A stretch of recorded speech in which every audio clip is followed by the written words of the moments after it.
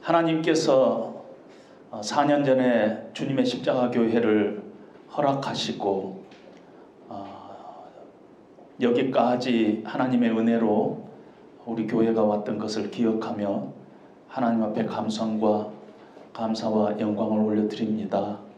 하나님, 이제 10주간 하나님의 말씀의 기본을 가지고 저희들이 만납니다.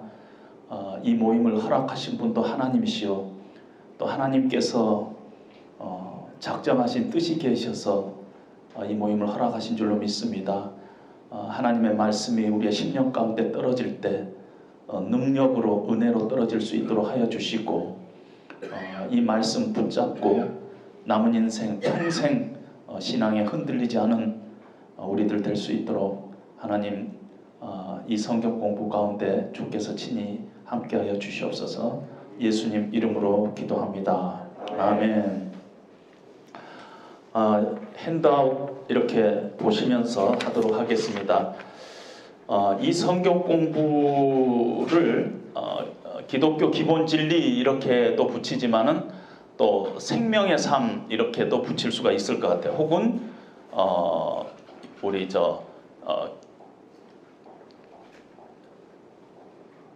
101 코스 뭐 이렇게, 그러니까 우리가 예수를 믿고 크리스찬이 되는데 가장 기본이 되는 부분을 우리가 주제별로 한 10주 동안에 한 20개 주제 정도를 가지고 우리가 함께 나눠보도록 하겠습니다.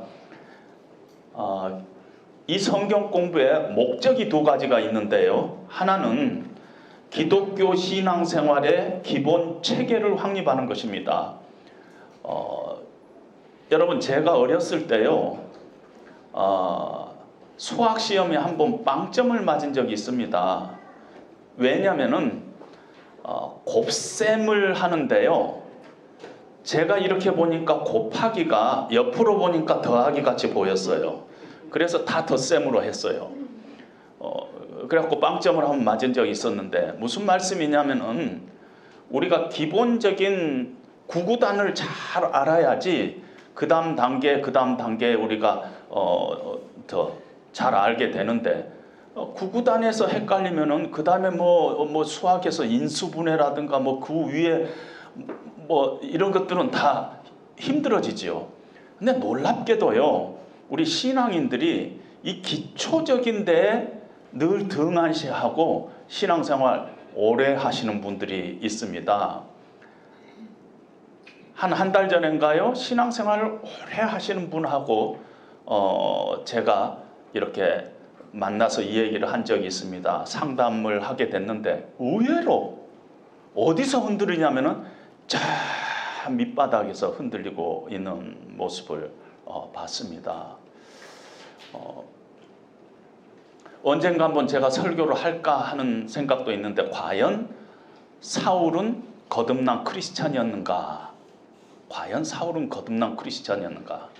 평생 하나님 하면서 살아왔는데 그 기초를 들여다보면은 사울은 크리스찬이 아니었다 하는 그런 결론을 갖게 되는 부분이 있습니다. 그래서 우리가 그 기초를 다시 한번 점검하는 것은 대단히 중요합니다. 그래서 우리가 크리스찬으로서, 하나님의 자녀로서 남은 이 세상을 살아갈 때 어떻게 확신 있게 늘 흔들리지 않고, 흔들릴 때가 많이 있지만 그때도 하나님으로 인하여 힘을 얻었더라, 다윗처럼 그렇게 다시 원점으로 돌아가서 신앙생활을 할 수 있는 그 능력이 어디에 있느냐면은 늘 기초에 있다는 것을 우리가 다시 한번 이렇게 확인하기를 원합니다.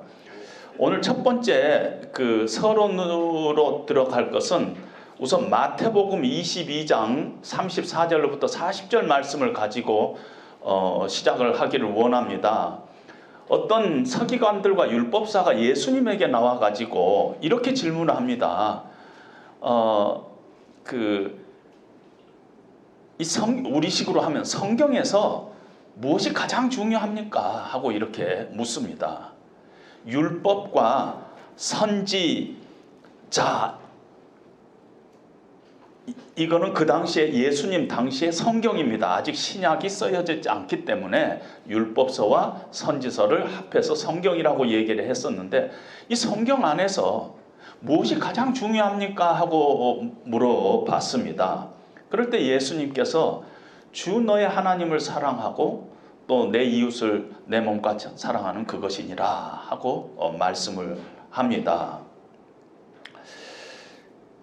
우리가 여기서 한번 제가 여러분들에게 질문을 던져 볼게요. 우리 신앙생활에서 여러분들은 지금 신앙생활을 계속 오래 하시는 분들은 뭐 30년도 하시고 그런데 신앙생활에서 뭐가 제일 중요하다고 생각하세요? 신앙생활. 한번 머릿속에 떠오르는 거, 어디서 들은 이 얘기가 아니라 내 가슴 속에서 탁 이렇게 떠오르는 거. 신앙생활은 뭐가 제일 중요한 것 같아요? 믿음? 믿음. 예. 믿음이 중요하다 그랬어요. 예. 또요. 그래서 배운 대로 답하는 것 같은데 또요. 구원. 예. 또요. 예? 말씀. 또 신앙생활에 중요한 거. 예? 예수님. 예수님이 제일 중요하다. 또요. 예? 사랑. 예. 예. 또요. 신앙생활 뭐가 제일 중요하다고 생각해요?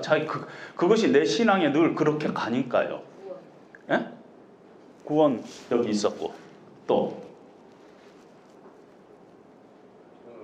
예? 평안? 아, 예. 평안. 뭐 대부분 이렇게 얘기를 할 것입니다.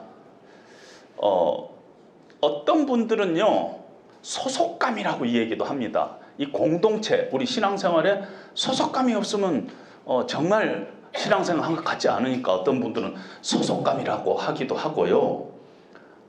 대부분이 우리가 생각할 때 믿음, 사랑, 소망, 구원, 말씀, 예수님, 평안, 뭐 이렇게 다 이 얘기를 할 수가 있습니다. 그러면은 제가 여러분들에게 질문할 때 우리 신앙생활에서 뭐가 가장 중요하다고 생각하냐 이렇게 물어봤기 때문에 가장이라는 말에는 딱 하나라고 볼 수 있잖아요. 그러면 이걸 다 합해 가지고 뭔가 하나로 우리가 이 얘기를 했으면 좋겠다는 것입니다. 그것이 예수님께서 지금 답으로 주신 겁니다. 주 너의 하나님을 사랑하고 내 이웃을 내 몸과 같이 사랑하는 그것이니라. 그것이 율법과 선지자의 강령이니라. 이 말은 뭐냐면은 율법과 선지자, 성경 전체를 이렇게 줄이고 해봤더니 뭐냐면은 주 너의 하나님을 사랑하고 내 이웃을 내 몸과 같이 사랑하는 그것이니라. 이렇게 얘기를 하고 있다는 것입니다. 그래서 이런 내용들이 다 포함되어 있지만은 결국은 예수님께서 신앙생활에서 뭐가 가장 중요해요? 성경에서 가장 중요한 것이 뭐라고 생각하느냐 했을 때 예수님께서는 하나님과 우리 사이의 관계, 우리가 하나님을 주 너의 하나님을 사랑하고 우리가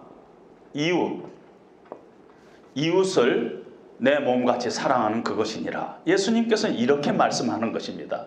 다른 말로 표현하면은 하나님과 우리 사이에 어떤 바른 관계, 그리고 우리와 이웃과의 어떤 바른 관계가 신앙생활에 가장 중요한 것이다. 이렇게 표현하고 있다고 볼 수 있다는 것입니다. 하나님을 사랑하고 내 이웃을 내 몸과 같이 사랑하는 이 어떤 관계, 우리가 말하는 이 관계가 신앙생활에서 가장 중요한 것이다. 이렇게 말씀하신 것입니다. 오늘 이우재 목사님 설교를 이렇게 통해서 보면은 둘이 다 비슷한 상황에 있지만은 다윗은 하나님을 하나님으로 모시는 그런 관계 속에 있었고 사울은 그렇지 못했던 것 같죠. 그러니까 하나님 앞에 뭐 기도하다가 안 되니까 나가서 딴 데 가서 딴짓거리 하는 거죠. 그것이 바른 관계에 있지 않기 때문에 그렇다는 것입니다. 그래서 하나님과 나와의 관계, 바른 관계, 그 다음에 나와 이웃과의 바른 관계, 이것이 가장 중요하다는 것입니다. 근데 놀랍게도 우리가 신앙생활 하면서 이런 관계는 다 망가져버리고 교회 안에 일만 남아있는 경우가 있어요. 관계는. 오늘 아침도 제가 좀 새벽에 일어나서 기독교 채널을 딱 들었는데 한 채널에는 요즘 막 그 문제가 되고 있는 어느 귀신 쫓아내는 목사로 유명한 목사님 계시죠. 그분이 어떻게 이중생활하고 있는가 하는 부분이 나왔어요. 그 장면들, 귀신을 쫓아내고 사람을 쓰러뜨리고 수많은 어떻게 보면은 인간의 눈으로 봤을 때는 기적과 이사를 행하고 귀신을 쫓아내고 권능을 행하는 것 같은 그 배후에 하나님과 관계는 완전히 무너져 있는 모습을 보게 됐다는 것입니다. 또 한 부분은 우리나라에서 새벽 기도를 제일 잘하는 교회 목사님 나와서 설교를 하는데 기도의 능력이라는 것을 가지고 설교를 하는데 설교를 한 15분 듣는 동안에 기도의 능력이 아니라 내 자랑을 하고 있는 것을 봤어요. 내 자랑. 내가 이렇게 했더니 하나님께서 이렇게 능력 있게 이렇게 했더니 이렇게 하나님께서요. 애 못난 부부가 와가지고 기도해주라 그래서 기도했더니 바로 애가 생겨. 뭐 이런 얘기. 수많은 어떤 사람들 보기에는 큰 사역을 한 것 같지만은 관계에서는 이미 문제가 생기고 있기 때문에 저 교회가 저렇게 문제가 되구나. 그런 느낌이 그대로 저에게 다가왔습니다. 옛날에 캘리포니아에서 벌어진 일인데요. 어느 집에 도둑이 들어가가지고 보석이나 이런 걸 다 훔쳐갔어요. 다 훔쳐갔어요. 집안을 다 뒤져가지고. 미국에서 여러분 어떻게 도둑들이 들어온지 아시죠?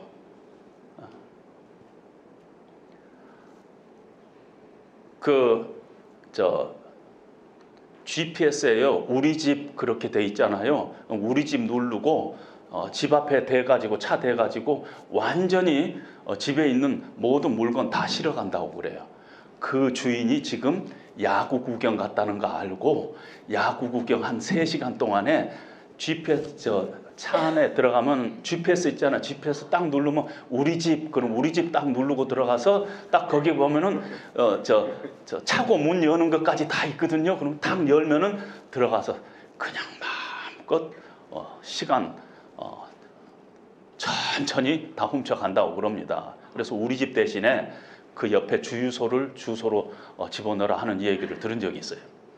근데 이 도둑이 들어와 가지고 이 보석인이 집안 걸 다 해갖고 가는데 놀랍게도 밥 해놓고 설거지하고 갔다 그러더군요.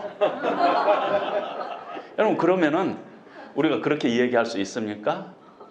야, 그 도둑 상당히 괜찮으네. 그럴 수 없다는 거거든요. 우리 신앙생활에도 이거가 망가지고 그냥 설거지 해놓은 것 가지고 그래도 신앙생활 잘했네 그렇게 할 수 없다는 거거든요.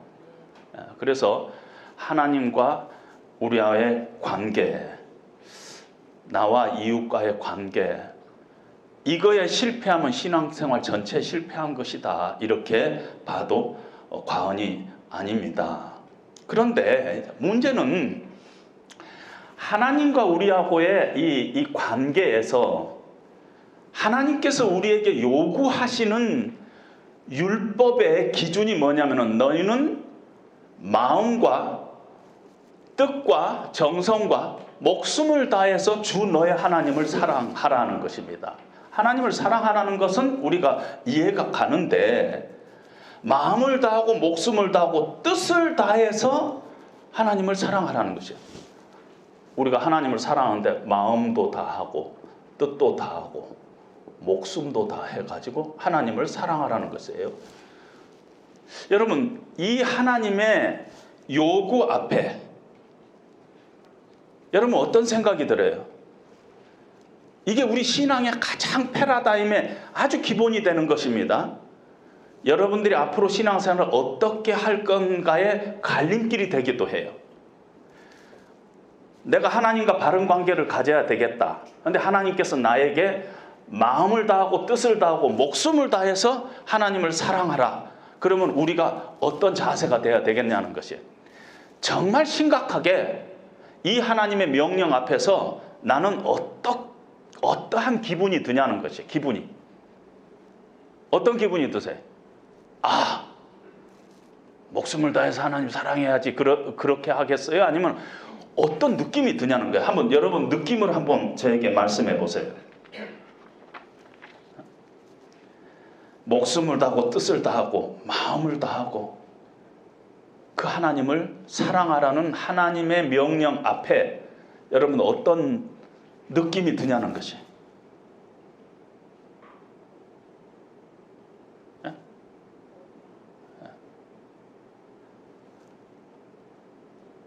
어떤 느낌이.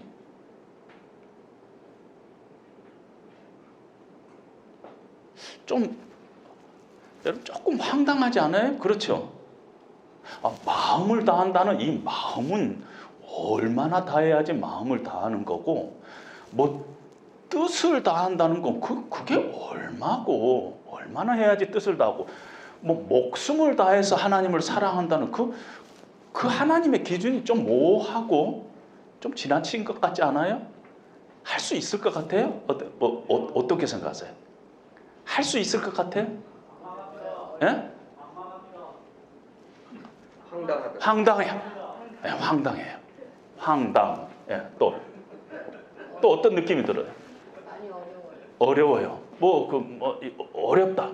당연하죠. 어렵다 정도도 아니겠죠. 어렵다는 그래도 할 수 있다는 뜻이 이 안에 좀 포함되어 있는데 거의 불가능하다. impossible 이렇게 이야기해도 되겠죠. 또요. 어떤 느낌이 드냐고요.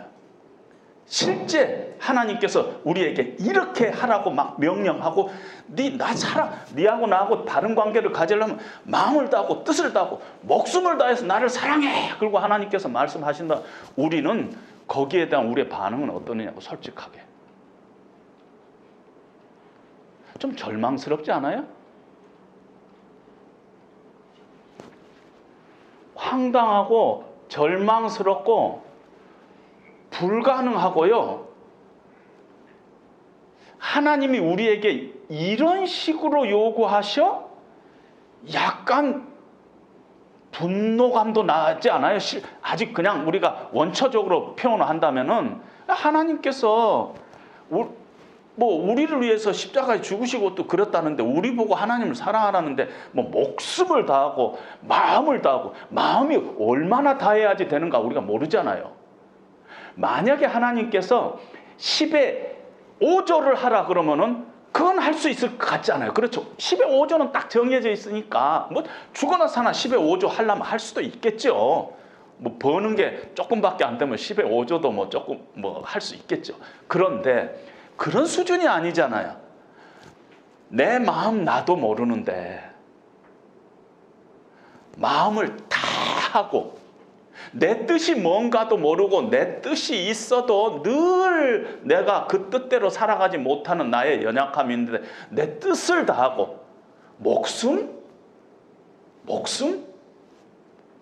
다하고 그건 대단히 황당하고 그건 불가능하고 정말 절망스러운 하나님의 요구다. 그렇게 얘기할 수가 있지 않겠습니까?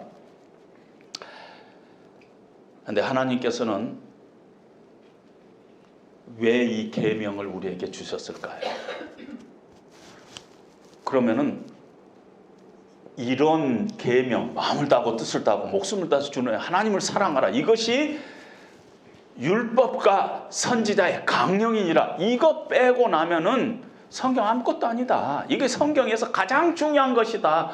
하나님께서 말씀하시고 우리에게 그렇게 하라고 주셨는데 우리가 하려고 보니까 이거 불가능하고 절망적이고 말도 안 얘기고 황당한 얘기고 한다면 하나님께서는 왜 주셨을까? 하나님께서는 왜 이걸 주셨을까? 진짜 지키라고 주셨을까? 아니면 무슨 다른 뜻이 계실까? 어떻게 생각하세요? 하나님께서는 왜 이런 계명을 주셨을까? 왜 이런 그 큰 그 대사명을 우리에게 주셨을까? 우리가 노력하면은 지킬 수 있다는 뜻인가? 그렇게 생각하세요? 평생 신앙생활한 어느 교회, 제가 섬기던 교회 권사님한테 제가 이 질문을 했더니 목사님 최선을 다해서 해야지요. 이게 답이었어요. 최선을 다해서 목숨을 다해서 마음을 다해서 뜻을 다해서 그렇게 해야죠. 그럼 권사님 나중에 치매 걸려가지고 그렇게 못하면 어떻게 하겠어요? 그럴 때도 있을 거 아니에요? 뭐 치매 걸려가지고 정말 우리나라에서 여러분들 알면은 금방 알 유명한 목사님이 나중에 치매 조금 걸려가지고요, 그분 입에서는 하나님의 사랑과 은혜만 나왔는데 치매 걸려가지고요, 옛날에 섬기던 교회 권사님들, 장로님들 그렇게 욕을 하는 통에 그 옆에 있는 사람들이 목사님과 면회를 단절시켰어요. 왜냐하면 시험 드니까. 이렇게 훌륭하신 우리나라에서 제일 유명한 목사님이셨는데 약간 치매기가 있으니까 그 박고사 그 나쁜 년 뭐 이러고 막 이러고 돌아다니니까, 그러니까 이게 딴 사람한테 알려지면은 이게 큰 사고니까 나중에 그 면회 사절을 해버렸어요. 그러면 어떻게 되냐는 거예요. 그 마음을 다하고 뜻을 다해서 목숨을 다해서 하나님을 사랑하는 거하고 다르지 않아요. 그럼 어떻게 하냐는 것이에요. 하나님께서는 우리가 죽어라고 이걸 지키라고 주신 걸까?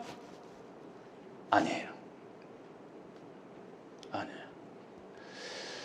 하나님께서 우리에게 율법을 주시는데 율법의 가장 큰 기능 중에 하나가요, 뭐냐면은 하나님께서 우리에게 율법을 주셨어요.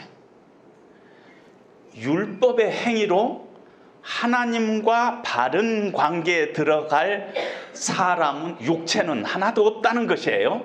로마서 3장 20절에 보면은 율법의 행위로 하나님 앞에 의롭다 하심을 얻을 육체가 없나니 율법으로는 죄를 깨닫게 함이라. 이것이 율법을 우리에게 주신 첫 번째 목적이에요. 그러니까 율법을 지켜서 하나님과 바른 관계를 맺을 육체가 없다는 것이에요.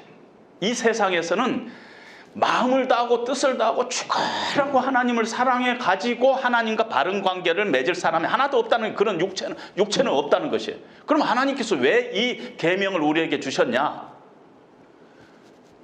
할 수 없다는 것을 깨달으라는 것이에요. 절망하라고 주셨어요, 우리에게.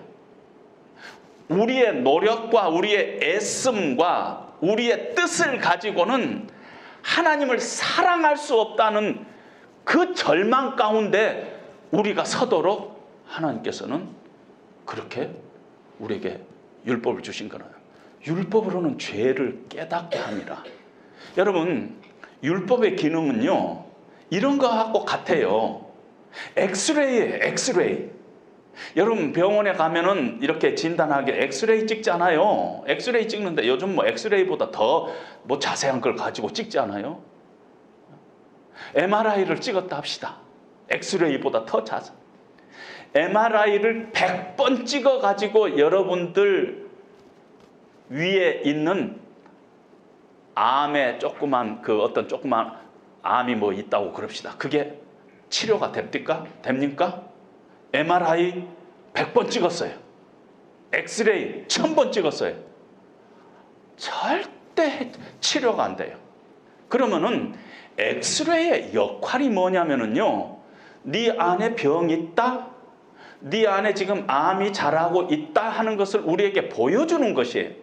네 지금 죄병에 걸려 있다, 네 지금 암병에 걸려 있다 하는 것을 엑스레이가 우리에게 가르쳐주는 역할을 하잖아요. 그것이 율법이에요. 율법의 그 거룩한 하나님의 율법에 우리 자신을 딱 들여 비춰봤더니 우리가 죄병에 걸려 있다는 것, 우리가 우리 힘으로 하나님을 사랑할 수 없다는 것을 막 보여주는 것이, 그것이 율법의 역할이에요. 율법으로 하여금, 율법은 우리로 하여금 우리가 죄인임을 깨닫게 하려 함이니라. 죄가 있다는 것이에요. 그 죄 때문에 너는 절대 하나님을 이렇게 사랑할 수 없다는 것이에요. 하나님의 요구 조건대로 우리가 살아갈 수 없다는 것이에요. 그것이 하나님께서 우리에게 율법을 주신 가장 중요한 이유인 것입니다. 뭐 다른 율법도 있죠. 다른 이유도 있지만 그 기능이 가장 율법의 첫 번째 되는 기능입니다.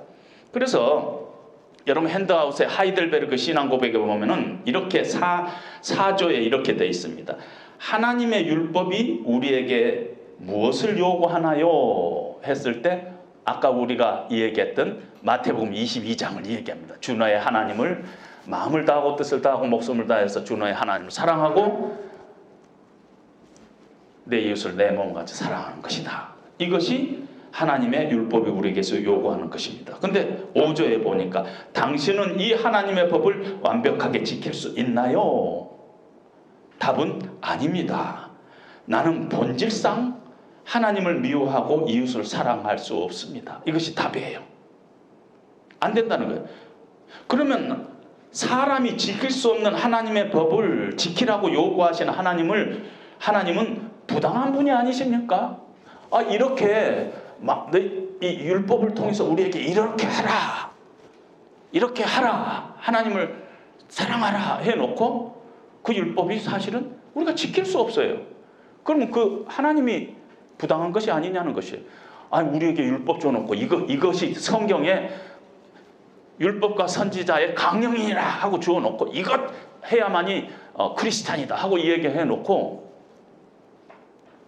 사실은 지킬 수 없는 법을 주었다면은 그 법을 주는 분이 부당한 분이 아니냐 하고 질문을 합니다. 그럴 때 답이 아닙니다. 하나님은 본래 인간을 하나님의 법을 지킬 수 있도록 만드셨습니다. 그런데 인간이 하나님의 말씀에 불순종하는 죄를 범하여 이 능력을 상실하였습니다. 이것이 답이에요. 이게 하이델베르그의 이 4조, 5조, 9조의 얘기입니다. 그러면은 우리로 하여금 하나님과 이 바른 관계를 하나님은 원래 우리를 창조하실 때 충분히 그렇게 하나님을 마음을 다하고 뜻을 다하고 목숨을 다해서 사랑할 수 있도록 우리를 창조하셨다는 것이에요. 그러는데 왜 우리가 지금 못하냐? 지금은 우리가 도저히 불가능하다. 이거는 말이 안 되는 이야기다. 이거 절망적이다 하고 얘기할 수 있는 것은 뭐냐면은 하나님과 우리 사이에 뭔가 잘못이 생겼다는 것이 이 관계를 끊은 거가 생겼다는 것입니다. 그것이 성경에서는 죄라고 얘기를 하고 있다는 거죠. 죄가 하나님과 우리 사이를 갈라가지고 우리로 하여금 더 이상 하나님의 법을 우리가 마음을 다하고 뜻을 다하고 목숨을 다해서 하나님을 사랑할 수 있지 못하게 그렇게 만들었다 하는 것입니다. 그러면 이제 죄가 무엇이냐 하고 우리가 물어봐야 할 것입니다. 두 번째 장으로 넘어가셔서요. 죄 1번 하나님께서 요구하시는 율법을 지키지 못하는 이유는 무엇일까요? 했을 때 왜 우리가 하나님께서 이렇게 지키라고 하는데 뭐냐면은 우리가 죄로 인하여 전적으로 타락되어 있기 때문에 우리 힘으로 하나님을 마음을 다하고 뜻을 다하고 목숨을 다해서 하나님을 사랑할 수 없게 되어 있어요, 우리가. 그래서 우리가 죄가 무엇인가 하는 것을 우리가 조금 검토를 해봐야 합니다. 왜 또 이것이 검토를 할 수밖에 없느냐면은 기독교에서 어떤 면에서 가장 중요한 개념이 죄예요. 그런데 이 죄의 개념을 우리가 잘못 오해하면은 앞으로 여러분들이 신앙생활 하는데 자꾸 딴 길로 가게 됩니다. 제가 오래전에 조지아에서 학생으로 있다가 이제 신학교를 가게 된다 하니까 신학교를 가기 한 6개월 전에 그 지역의 교수님들이 서집사 우리랑 같이 성경 공부 좀 하자 그래요. 교수님들을 모시고 대학원생이 이렇게 성경 공부를 인도한 적이 있었습니다. 그래도 신학교 간다니까 이제 신앙이 좋다고 생각하고, 그래서 첫 번째 성경 공부를 하는데 그 중에 어느 유명하신 교수님이 계세요. 그분한테 제가 단도직입적으로 이렇게 물어봤습니다. 교수님은 자기 자신이 죄인이라고 생각하십니까? 하고 물어봤습니다. 죄인이라고 생각하십니까? 그랬더니 그 교수님 지금도 잊혀지지가 않아요. 벌써 뭐 거의 30년 됐는데 나는 죄인이라는 건 내 인정해. 그래서 이분이 그래도 신앙이 있네 속으로 그렇게 생각했는데, 그런데 우리 와이프는 아니야. 우리 와이프 되게 착해. 그래서 아이고 이런 적이 있었습니다. 죄에 대해서 뭔가 잘못된 개념을 갖고 있다는 것입니다.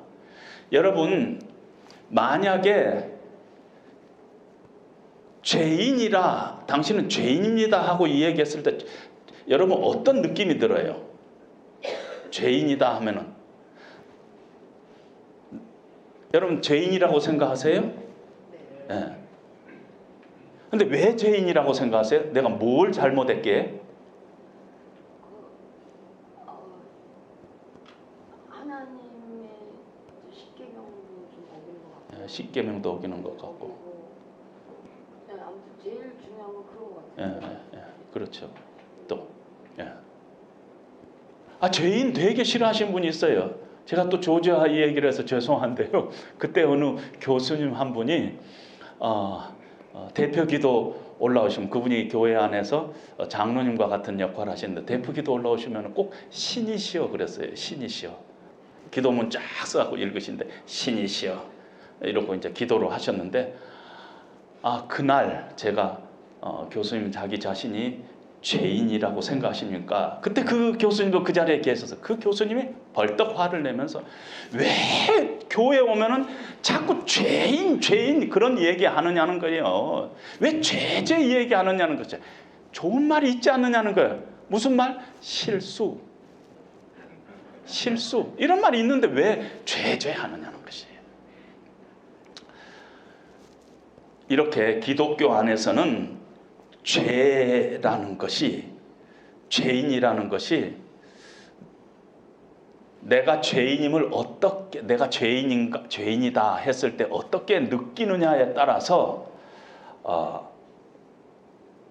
우리의 신앙적인 그 상태가 상당히 다른 상태에 있다, 그렇게 볼 수가 있습니다. 그러면은 죄가 무엇이냐, 여기서부터 우리가 좀 그래야지 죄인이 누군가 이렇게 되잖아요. 죄가 무엇이냐 하고 우리가 물어봤을 때 금방 우리 자매님도 이 얘기했을 때 내가 왜 죄인이냐 했을 때 십계명을 어긴 것 같다. 또 내가 죄인이라는 증거가 어디에 있어요? 죄인이라는 증거. 그것도 분명히 죄인이 있죠. 십계명을 어겼기 때문에. 또 먹었기 때문에 우리가 인간이라는 그것 자체가 죄라는 성경 공부 답을 했었어요. 뭐 선악과 어쩌고 그렇게 또 많은 경우에요. 사람들이 죄라고 하면은 어떻게 생각하냐면은 우리가 무엇을 어긴 것을 죄라고 생각해요. 그렇죠? 뭘 어겼다. 예를 들면은 신호등을 빨간불일 때 알면서 탁 지나갔다. 그건 뭐 어떻게 보면은 사회적으로 보면은 죄를 범한 거나 마찬가지죠. 또 뭐 많은 죄들이 있죠. 그렇게 우리는 죄를 이야기할 때 뭔가를 어떤 범하고 이런 것을 죄의 개념으로 우리가 갖습니다. 그것도 물론 죄예요. 그런데 성경에는 참 이상해요. 뭐냐면은 요한 그 성경에 죄는 하고 이야기하는 것이 크게 죄는 이런 것들이 나오는데 그 중에 한 3가지만 이야기해 보면, 첫째 요한 1서 3장 4절에 보면 죄는 불법이니라 하고 이 얘기를 하고 있어요. 죄는 불법이니라. 그럼 우리가 이해가 돼요. 죄 이꼬르 불법이다. 당연하죠. 불법을 했으니까 네가 죄를 범한 거 아니냐 이렇게 이야기하는데, 그 단어를 딱 들어가 보니까 불법은요, 영어로 보면은 unlawful 이래야지 맞아요. 근데 그 단어를 그대로 직역을 하니까 죄는 불법이니라 하는 부분을 원어로 직역을 하니까 lawlessness라는 표현을 쓰고 있어요. 그러니까 법 없다 이것이. 그래서 진짜 제대로 번역을 하면 죄는 불법이니라 보다는 죄는 무법이니라 하고 번역을 해야 돼요. 무슨 말이냐면은 불법은 어떠한 행위를, 내가 잘못된 행위를 했을 때 우리는 그 불법적이다 이런 표현을 쓰는데, 무법이라는 건 좀 다르잖아요. 법이 없다는 뜻이에요. 그런데 이 lawless 할 때 이 단어가 아노미아라는 뜻이에요. 그런데 우리 영어에도 sympathy는 관심이다 그러면 아가 붙으면 에파시 그러면 무관심 한 것 같이 없다는 뜻입니다. 그런데 우리는 이 번역을 죄는 불법이니라 하고 번역을 하니까 죄 이꼬르 늘 뭘 잘못된 행동을 하는 거 이렇게 이 얘기를 생각을 합니다. 로마서 1장 18절에도 보면은 하나님의 진노가 우리 인간 세상에 이렇게 하나님께서 우리 인간 세상에 진노를 내리시는데 어디에 진노를 내시냐면은 경건치 않음과 불의에 대하여 나타났다 그랬어요. 근데 경건치 않음 그러면은 우리는 어떻게 생각하냐면은 어떤 사람이 경건치 않다 그러면 그 사람의 행동이 태도가 딱 느낌이 오잖아요. 아, 저 사람 경건치 못하다. 경건하다 그러면 우리가 아, 저 사람은 가들리하다 이렇게 표현 씁니다. 그러면은 경건하지 않다 그러면은 ungodly 이렇게 표현을 해야지 될 거예요. 그러면 어떤 사람의 그 행동이 느낌이 오는 거예요. 그런데 로마서의 그 원어를 보면은 하나님의 진노가 경건치 않음이라고 번역을 됐는데 거기에도 ungodly가 아니라 godlessness 이렇게 되고 있어요. 하나님이 없다 하는 것을 경건치 않음으로 번역을 했어요. 하나님이 없다 그런 뜻이에요. 그러니까 하나님의 진노가 인간에게 내렸는데 인간이 어떤 죄 가운데 내리냐면은 하나님이 없다 하는데 내렸다는 것입니다. 하나님이 없다 하는데 그것이 경건치 않음의 뜻입니다. 따라서 죄는요 어떤 우리가 알 수 없는 어떤 하나님의 법이 있는데 그 법을 하나를 잘못 어겼다 하는 의미보다는 근본적인 뜻은 그 하나님의 법을 무시했다 하는 데가 더 강조점이 있다는 것입니다. 뿐만 아니라 하나님의 법이 나에게는 아무 의미도 없고 내가 법이에요. 내가 법노를 하는 거예요. 법이 없는 사람 무법자예요. 자기가 누구를 죽일 것 자기가 마음대로 선택하고 하는 것이 무법자잖아요. 황야의 무법자잖아요. 똑같이 무법이라 하는 것은 법은 있어요. 근데 내가 그 법을 법으로 받아들이지 않은 것이에요. 그게 무법이에요. 이것이 죄의 기본적인 어떤 의미라는 것입니다. 그러니까 죄라는 것은 어떤 것을 짓는다 하는 것 이전에, 그 전에 원초적으로 뭐냐면은 하나님과 우리 사이에 하나님이 제정한 관계의 법이 있어요. 창조주와 피조물 사이에 하나님이 제정한 어떤 도가 있어요. 도. 그런데 그걸 무시해 버리는 거. 그런 법이 나한테는 아무 소용이 없는 거. 나는 내 식으로 사는 거. 이것이 죄라는 것입니다. 그러니까 죄가 그 다음에 이렇게 되니까 결국은 인간 안에 죄가 들어오는, 우리가 말하는 죄가 그때부터 생기기 시작한 거야. 언제? 하나님을 알되 하나님을 영화롭게 하지도 못하고 감사하지도 못하고 자기 욕심에 끌려서 자기 뜻대로 살아가는 그것이 죄라는 것입니다. 그래서 로마서에는 모든 사람이 죄를 범하였으면 하나님의 영광에 이르지 못한다 그래서 예수 믿지 않은 것, 하나님을 모른다, 하나님 내 인생에 필요가 없다, 하나님 없이도 나는 잘 살 수 있다, 왜 내 인생 가운데 꼭 하나님이 있어야 되느냐, 이런 생각, 이것이 죄라는 거야. Godlessness, 하나님 없는 상태, 이것이 죄라고 성경은 이야기하고 있습니다. 또 야고보서 4장 그 17절에 보면은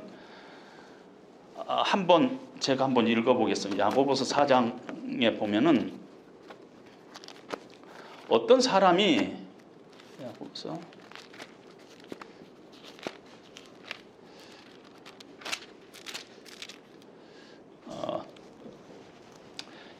야고보서 4장 13절에 보면은 어떤 사람이요, 오늘이나 내일이나 내가 저쪽 도시에 가서 1년을 머물면서 장사를 해가지고 큰 이익을 보리라 하는 사람이 있었어요.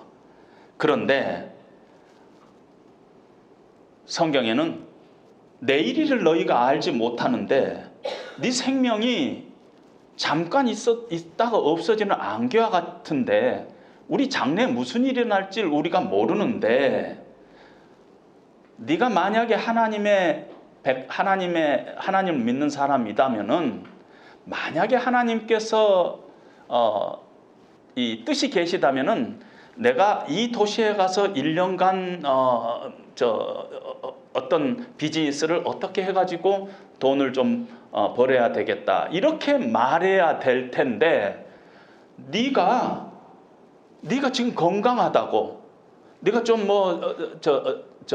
학식이 많다고, 지식이 많다고, 내가 1년간 저 도시에 가가지고 내가 이런 장사를 해가지고 1년 동안 돈 많이 벌어가지고 내가 하겠다, 그런 것은 하나님 앞에서 허탄한 자랑이라는 거예요.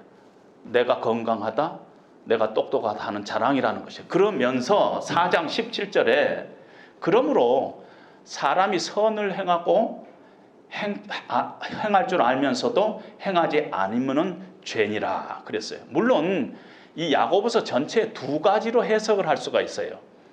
선을 해야만 되겠다, 이웃에 가난한 사람 있는데 이 사람을 좀 도와줘야 되겠다는 것을 알면서도 도와주지 않은 거, 그것도 죄라는 것이에요.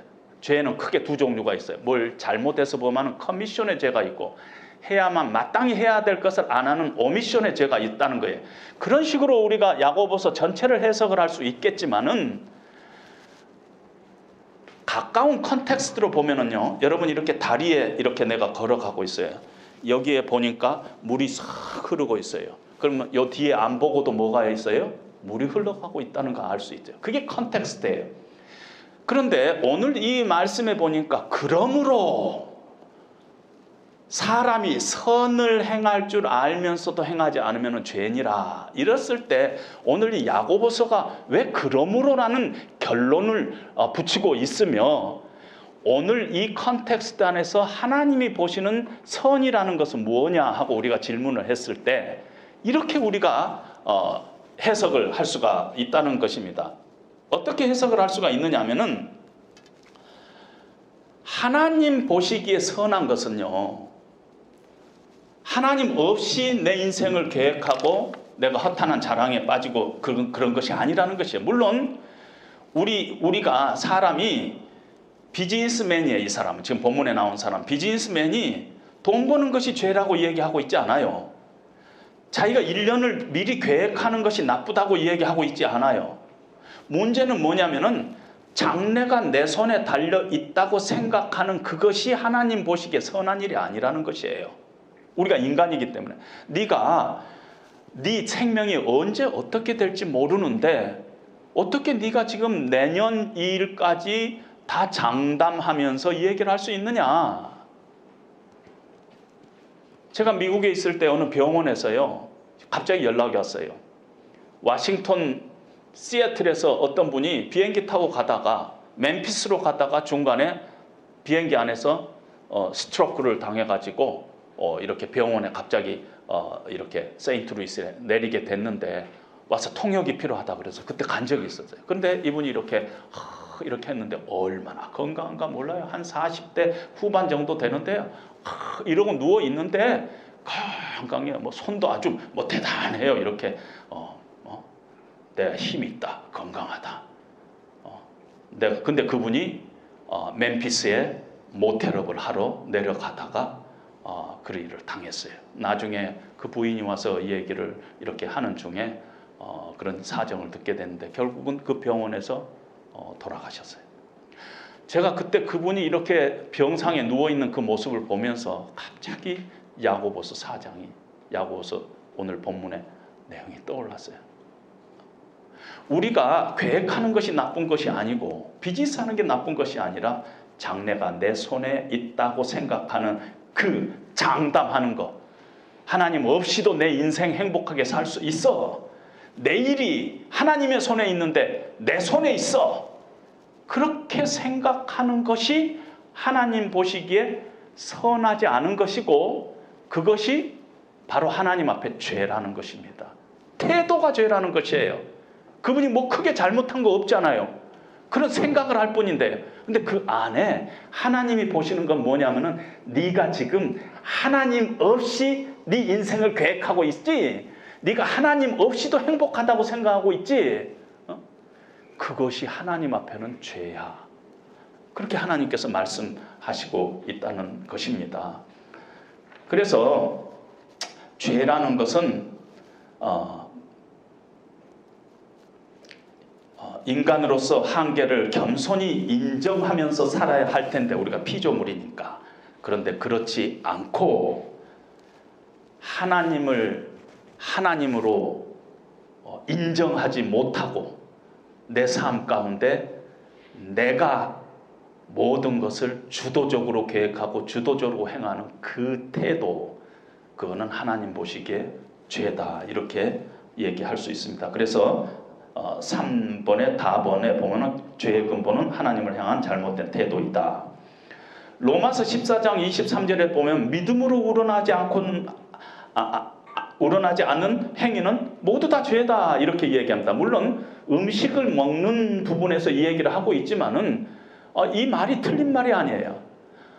믿음으로 행하지 않는 모든 것이 죄다. 그럴 때 이 믿음을 여기서는 어떻게 정의를 내리면 좋으냐면요, 하나님을 늘 개입시키는 행위는 믿음의 행위예요. 하나님을 개입시키는 행위. 그런데 하나님을 어떤 생각에서 배제해 버리는 건 그건 죄라는 것입니다. 하나님이 그 안에 없는 모든 것이 죄라는 것입니다. 그래서 종합적으로 보면은 죄는 하나님과의 관계에서 내가 법이에요. 내 장래 주인은 나예요. 내가 하고 싶은 것은 내 마음대로 하는 것이에요. 선과 악의 결정도 내가 한다는 태도가 죄라는 것이에요. 그래서 어떤 분은 영어로 sin이 SIN인데 이 가운데 I가 있다는 것이에요. I가, sin은 가운데 I가 있어. 중심에 내 인생의 주인은 내다. 내 인생은 내 마음대로 한다. 하나님 없이도 나는 행복할 수 있다. 이렇게 생각하는 그런 태도, 그것이 죄다. 이렇게 얘기할 수 있다는 것입니다. 뒷장으로 넘어갑니다. 그러면 이제 우리가 자주 이 근본적인 죄를 이야기할 때 원죄를 이야기하잖아요. 원죄 그러는데 원죄가 어떻게 생겼느냐? 우리가 알다시피 창세기에서요, 하나님께서 아담과 하와를 창조하시고 하나님을 피조물로서 아담과 하와가 창조주를 섬기며 창조주가 함께 있을 때 피조물에게 행복을 주면서 늘 하나님을 예배하고 하나님께서는 복 주시고 이런 관계로 인간을 창조했습니다. 그런데 이 아담과 하와가 불순종의 죄를 범하게 됐어요. 사단이 와가지고 이렇게 꼬입니다. 하나님께서 이 동산 중앙에 있는 동산에 있는 모든 실과 먹지 말라고 하더냐? 그 말 속에는 이미 하나님에 대한 이 불편한 부분을 이야기합니다. 하나님 왜 그래? 하나님 그런 적이 없어요. 동산에 있는 모든 실과를 너희가 먹되 동산 중앙에 있는 선악을 알게 하는 실과는 너희가 먹지 말라. 이렇게 이야기했는데 사단 과장을 하죠. 다 먹지 말라 하더냐? 하나님 unfair 이런 걸 심어주는 것입니다. 네가 그리고 왜 하나님 못 먹게 한 줄 알아? 네가 그것을 먹는 날에는 네가 하나님과 같이 되어 선악을 아는 일에 하나님과 같이 될 거라는 것이에요. 그것이 하나님이 두려워가지고 못 먹겠다는 것이에요. 먹어라. 딱 봤더니 이제 죄가 이미 들어오기 시작한 거예요. 먹음직도 하고 보암직도 하고 지혜를 줄 만큼 탐스럽기도 한지라. 그럼 딱 먹는 것입니다. 그때 그 마음속에 어떤 죄의 유혹이 들어가냐면은 왜 네가 맨날 하나님과 네 사이에 하나님이 맨날 갑이고 너는 항상 을이냐? 네 하나님과 같이 될 수 있어. 뒤집을 수 있어. 네 인생은 네 거야. 뭐 하나님 거 아니야. 네 마음대로 살 수 있어. 오래전에요, 이 휴머니스트 데코레이션이라는 이 인본주의, 하나님을 믿지 않은 인본주의 과학자, 철학자들이 모여가지고 선언문을 작성했는데 선언문 제일 끝에가 제일 마지막에 뭐라고 되어 있냐면은 우리 인간의 운명은 우리가 결정하고 우리가 책임질 테니까 No touch God, don't touch. 이거예요. 그들이 결론이 그거예요. 창세기하고 똑같은 얘기를 이 시대 믿지 않는 사람들이 하고 있는 거야. 우리 운명은 우리가 결정한다. 그 책임도 내가 진다. 왜 하나님이 우리 인생의 운명을 결정해야 하느냐 하는 것들이 이 세상에 믿지 않는 사람인 것이에요. 사단이 아담과 하와를 유혹할 때도 똑같은 거. 하나님과 같이 되어서 선 악을 구별하는 것도 네가 할 수 있어. 이거 할 거. 성경 말도 아닌 소리 하지 마. 휴머니스트 데코레이션도 이 얘기하고 있는 거. 성경에서 이 얘기하고 있는 율법을 우리는 절대 받아들일 수 없다. 그 도덕적인 기준은 우리가 받아들일 수 없다. 받아들일 수 없다는 것이에요. 그것이 창세기의 그 죄입니다. 성경은 하나님과 깨어져 있는 관계, 하나님과 원래 우리가 바른 관계에 있었어요. 그런데 하나님과 같이 되고 하나님의 그 역할까지도 우리가 하려고 하는 그 죄 때문에 하나님과 우리 간에 이 바른 관계가 끊어져 가지고 이제는 우리가 우리 힘으로 바른 관계를 맺어갈 수가 없는 거예요. 왜냐하면 이미 우리는 totally depraved. 우리는 전적으로 타락되었고 우리 안에는 그런 능력이 없어요. 그래서 에베소서 2장 1절에서는 뭐라고까지 얘기하냐면 죄와 허물로 죽었던 너희들, 죽을 수밖에 없는 존재가 아니라 죄와 허물로 죽었던 너희들, 시체, 우리가 시체라는 거예요. 죄로 이미 시체인데 시체 안에는 능력이 없다는 것이에요. 그렇게 성경은 얘기하고 있습니다. 구원받았다는 말을 로마서에서는 의롭다함을 얻다라는 표현을 씁니다. 그리고요, 의롭다함을 얻다가 우리가 구원받았다 하는 얘기를 하는데, 의롭다함을 얻다, 이 불이 의롭다함을 얻다는 반대는 불의라는데, 이 말도 어떤 사람이 불의하다 그러면 나쁘다, 그 사람의 태도가 불량하다 혹은 행동이 나쁘다, 저질이다, 이런 것들 불의라고 하는데, 히브리 말로 불의라는 것은요, 마땅히 있어야 할 자리에 있지 않는 상태를 불의라고 해요. 이상하죠? 우리하고 개념이 달라요. 어떤 관계적인 것을 불의라고 한다는 것이, 마땅히 그 자리에 있어야 할 텐데 그 자리에 없는 것을 불의라고 한다는 것입니다. 그래서 유대인들 간에 이렇게 손님을 초대해 놓고, 이렇게 아주 귀한 손님을 이렇게 초대해 놓고 상을 하는데, 만약에 어떤 사람이 그 좋은 잔에다가 이렇게 아이스 워터를 갖다 줘야 되는데, 그 집에 일하는 애가 잘 몰라가지고 바가지에다가 물을 딱 담아가지고 그 좋은 식탁에다가, 손님 식탁에다 딱 올고, 뭘 가져왔어요? 그러면은 어떻게 이야기하느냐, 그런 케이스에 하하하하 웃으면서, 불의한 바가지가 올라왔군요. 바가지가 불의한 거 아닌데 뭐예요? 그 자리에 있어서는 안 될, 위치적으로 있어서는 안 되는데 바가지가 지금 자리에 있다는 거지. 그 자리는 어울리지 않은 자리인데, 그 자리는 그 자리가 아닌데 그 자리에 있다는 것 자체가 불의한 바가지라고 얘기를 합니다. 마찬가지예요. 하나님, 인간과 창조주와 피조물 사이에 인간이 마땅히 있어야 할 자리가 있는데, 그 자리를 벗어나 가지고 요짝에 삐뚤어서 갖고 하나님과 나하고는 뭐 별 아무 차이가 있는 거 아니다, 내 인생은 내가 마음대로 할 수 있다, 하나님이 뭐냐, 이렇게 하는 그 자리는 불의한 자리다 하는 것입니다.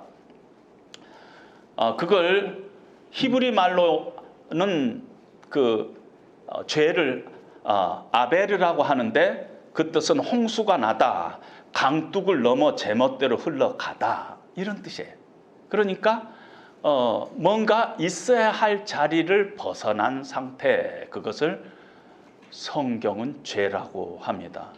예수님께서 이 땅에 계시면서 이제 떠나시기 전에 이제 성령께서 오시면은 죄에 대해서, 의에 대해서, 심판에 대해서 너희를 책망할 텐데, 죄에 대해서라 함은 너희가 나를 믿지 않음이요 하고 예수님께서 말씀하세요.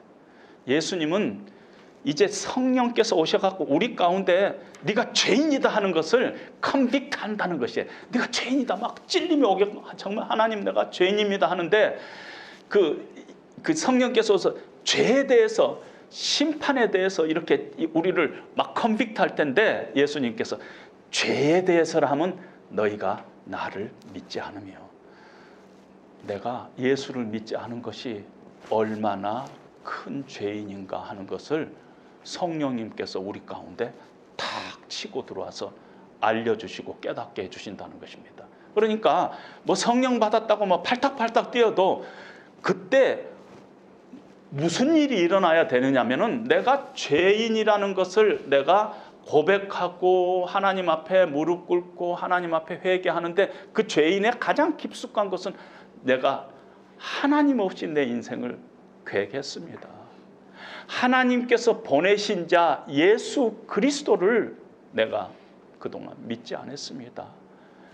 이걸 놓고 가슴을 치는 회개가, 그것이 진정으로 하나님 앞에 드리는 회개라는 것입니다. 그래서 죄는 바로 예수님을 믿지 않은 것이 죄다 하는 것을 말씀합니다. 결론적으로 정리하면은요, 죄는 나중에 우리가 어떤 잘못을 범하고 해야 될 걸 안 하는 커미션의 죄, 오미션의 죄가 있지만, 그 전에 근본적인 죄는, 우리 인간이 갖는 근본적인 죄는 창조주 하나님과 피조물은 우리의 관계를 우리가 어그러뜨리는 그 사이에 엄연한 하나님의 법도가 있는데 우리가 그것을 무시하고 내 인생은 내 마음대로 내가 계획하며 내가 행복하게 살 수 있다.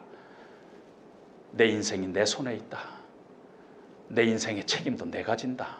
하나님 없이 우리가 살아가는 그 태도 자체를 하나님께서는 죄다 이렇게 얘기합니다. 그래서 하나님 믿지 않는 모든 사람이 죄인이에요. 하나님 믿지 않는, 아직도 하나님을 믿지 않는 모든 사람이 죄인 것입니다. 그걸 우리가 죄에 대해서 다시 한번 분명한 그런 개념을 가지시기를 바랍니다. 이 성경 공부에 또 하나의 중요한 점은 여러분들이 신앙생활 하다가요, 뭔가 의문이 있고 질문이 있으면은 풀고 가야 됩니다.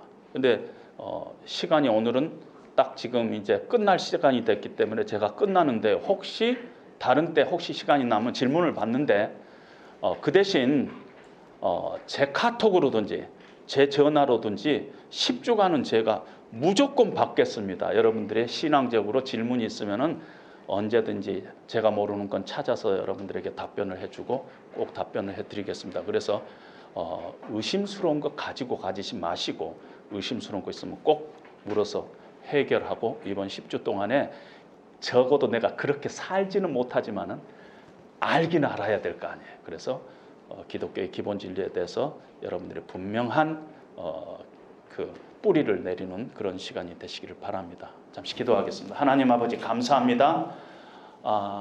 오늘 첫 시간을 통해서